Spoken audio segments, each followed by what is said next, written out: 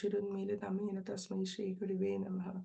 Hare Krishna. Today I'm going to read the book Teachings of Lord Chaitanya by His Divine Grace A.C. Bhaktivedanta Swami Srila Prabhupada Ki Jai. In this verse of Isha Upanishad, it is clearly stated that the eternal, blissful, cognizant form of the Supreme Lord is to be found within the glaring effulgence of Brahmajyoti. Brahmajyoti is the emanation from the personal body of the Supreme Lord. Therefore, the personal body of the personality of Godhead is the source of the Brahmajyoti, as it is described in the Bhagavad Gita. The impersonal Brahman is dependent on the Supreme Personality. This is stated in the Shirira Pancharatra and in any Upanishad or Vedic scripture, wherever there is talk first of the impersonal Brahman, the Supreme Personality is finally established at the end. Just as we have quoted above from the Isha Upanishad, the Supreme Absolute Truth is both impersonal and personal eternally. But his personal aspect is more important than the impersonal concept. The mantra in the Taittiriya Upanishad, Yado va imani bhutani jayante. According to this mantra, this cosmic manifestation is an emanation from the Supreme Absolute Truth, and it rests also in the Supreme Absolute Truth. So the Absolute Truth becomes the ablative and causative and locative performer. Therefore, as performer, he is the Supreme Personality of Godhead. These are the symptoms of personality.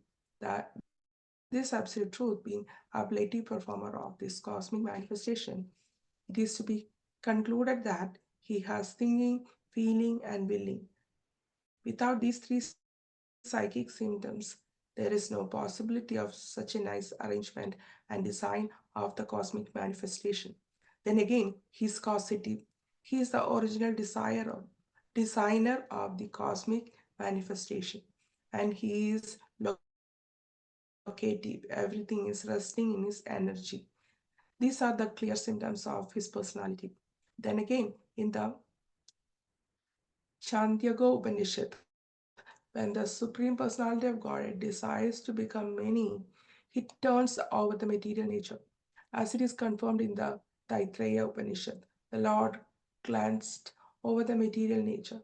There was no existence of the cosmic manifestation before his glancing, and therefore this glancing does not mean that he has a glancing or seeing power, which is materially contaminated. His seeing power existed before the material creation, and therefore his body is also not material.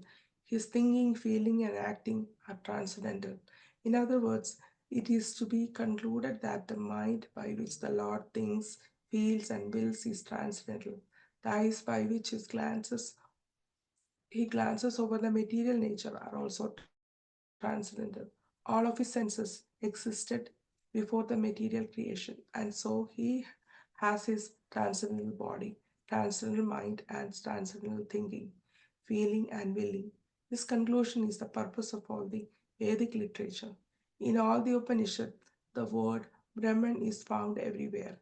In the Srimad Bhagavatam, Brahman, Paramatma, and the Supreme Personality of Godhead are together calculated as the Absolute Truth. Therefore, the Brahman conception and Paramatma realization also are grades of or stages, and when ultimate realization is reached, that realization is the Supreme Personality of Godhead. This is the conclusion of all Vedic literature. So, by the evidence evidences of the different Vedic scriptures, the Supreme Lord Krishna is accepted as his ultimate goal of Brahman realization. Bhagavad Gita confirms that there is nothing superior to Krishna.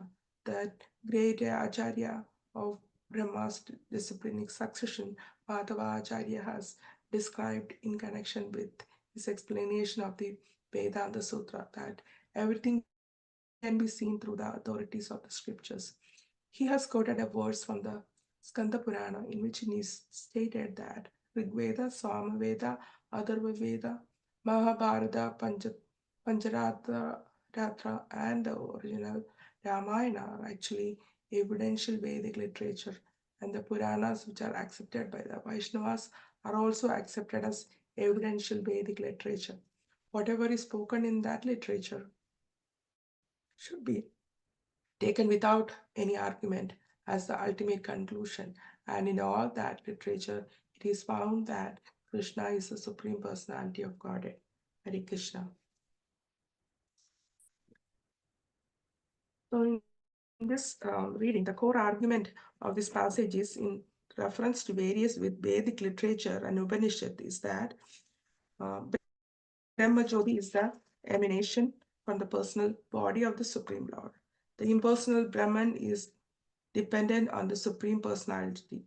He is the original creator of the cosmic manifestation and everything resting in him. His thinking, feeling, and acting are all transcendental. Brahman, Paramatma, and the Supreme Personality of Godhead are all aspects of the Absolute Truth, with the Supreme Personality being the ultimate realization.